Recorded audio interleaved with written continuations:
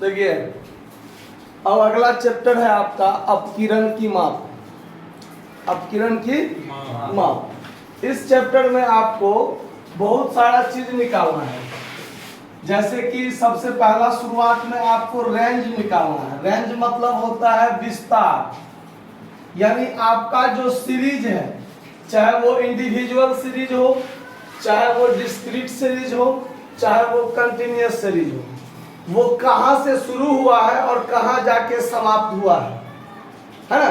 तो ये यही ना विस्तार कहलाता है कि शुरुआत कहां से है और अंत कहां पर हुआ है।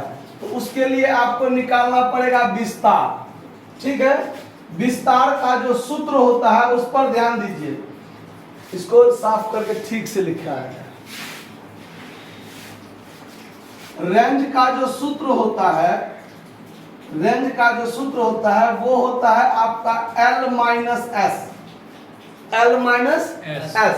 L का मतलब यहां हुआ आपका लार्जेस्ट वैल्यू, लार्जेस्ट वैल्यू, और S का मतलब होता है स्मॉलेस्ट वैल्यू।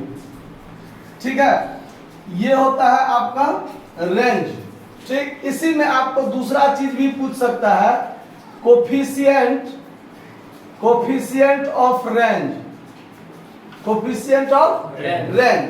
तो कोफिशिएंट ऑफ रेंज बराबर क्या होता है, तो वही L माइनस एस बट्टा L प्लस एस, यानी lowest value largest value minus smallest value बट्टा largest value plus smallest value. चाहे वो किसी भी सीरीज में हो, यही सूत्र का प्रयोग होगा। और हर एक सीरीज में आपका लार्जेस्ट, यहां अगर आप सॉल्व करके देखें तो ये आपका 1 नंबर क्वेश्चन है जो आपको इंडिविजुअल सीरीज में है। अगर आपका विचार हो कि इसको आरोही क्रम में सजा ले तो सबसे छोटा वाला हमको पहले मिल जाएगा और सबसे बड़ा वाला हमको लास्ट में मिल जाएगा। तो आप वैसे भी कर सकते हैं, या चाहे तो आप मुजबानी भी देख सकते हैं कि इस पूरे में सबसे बड़ा कौन है, 30 नहीं 32।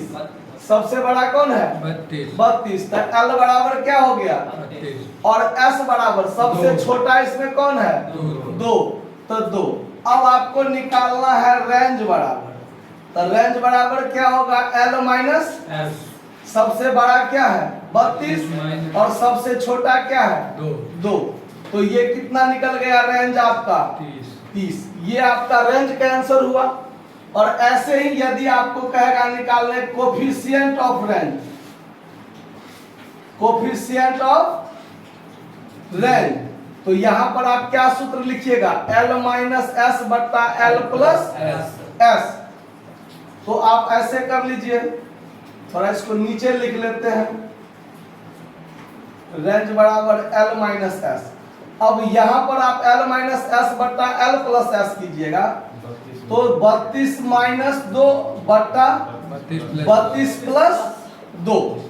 तो ये ऊपर घटेगा तो 30 बचेगा और नीचे क्या हो जाएगा 34। अब इसको आप काट दीजिए, भाग दीजिए, कितना होगा 30 में 34 से भाग दीजिए, देखिए कितना होता है भाग दे करके।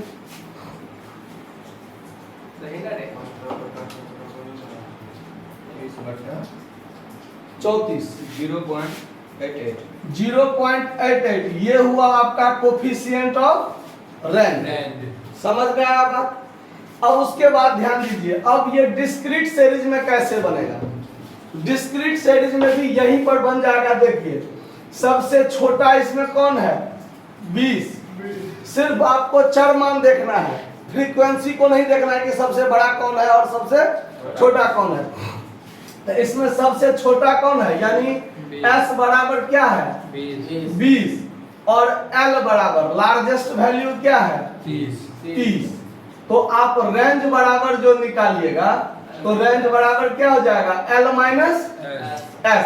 तो सबसे बड़ा है 30 और सबसे छोटा 20। तो रेंज कितना हो गया 10।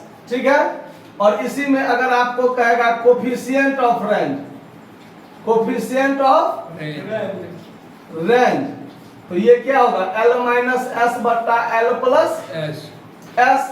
तो यहां पर देखिए सबसे बड़ा है 30 माइनस 20 बट्टा 30 प्लस 20, यानी ऊपर 10 और नीचे 50। अब इसमें आप भाग दीजिए तो देखिए कितना होता है, 0 0 कट गया, 0.20 या 0.2। आया बात समझ में?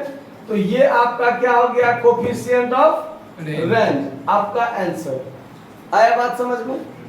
अगर कंटिन्यूअस सीरीज में पूछेगा तो इसमें भी वही बात, देखिए यहाँ 0 से 10, 10 से 20, 20 से 30 ऐसे करके है। तो इस पूरे क्लास में सबसे छोटा क्या हुआ, 0, यानी पहले s लिख लीजिए, s बराबर स्मॉलेस्ट वैल्यू कितना हुआ 0 और लार्जेस्ट वैल्यू क्या है 40 से 50, 0 से 10 शुरू होगा और 40 से 50 खत्म होगा, तो शुरुआत 0 से हुआ है और लास्ट कहाँ पर हुआ है 50 पर। तो L बराबर 0, S बराबर 0 और L बराबर 50। तो फिर पूछेगा आपका रेंज, तो रेंज बराबर क्या होगा L माइनस S, तो L बराबर कितना है 50 और S बराबर है 0, यानी रेंज कितना का है 50 का। फिर पूछेगा आपको कोफिशिएंट ऑफ रेंज, तो यही L माइनस S बटा L प्लस S, तो 50 माइनस 0 बटा 50 प्लस 0, तो ये 50 बटा 50 कट के कितना बचा 1, तो यही आपका क्या हो जाएगा कोफिशिएंट ऑफ रेंज। आया बात समझ में? कहीं कहीं क्या होगा, ध्यान दीजिए, कोफिशिएंट ऑफ रेंज जो होगा कहीं कहीं, ठीक है, हर सवाल में नहीं होगा, वो भी आंसर देख करके आपको पता चलेगा कि इसमें परसेंटेज लगा हुआ है। तो आप परसेंटेज लगाएं चाहे नहीं लगाएं कोई फर्क नहीं पड़ता है, लेकिन यदि परसेंटेज में आंसर दिया रहता है कितना जगह, तो coefficient of range L minus S बट्टा L प्लस S तो होगा ही, परसेंटेज में होगा तो यहाँ गुने क्या कर दीजिए 100, और यहाँ पर आप गुने 100 कीजिएगा तो यहाँ पर 100% हो जाएगा आंसर। आया बात समझ में?